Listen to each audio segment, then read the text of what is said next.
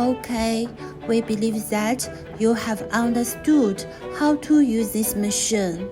The operation for this machine is very easy. This machine is worked with air compressor. Each bundle is well pressed by the air compressor, which can ensure the even force for each bundle and good cutting effect. After get a 65mm length, we will further using a toothpick polish machine to polish the surface of the sticks into smooth.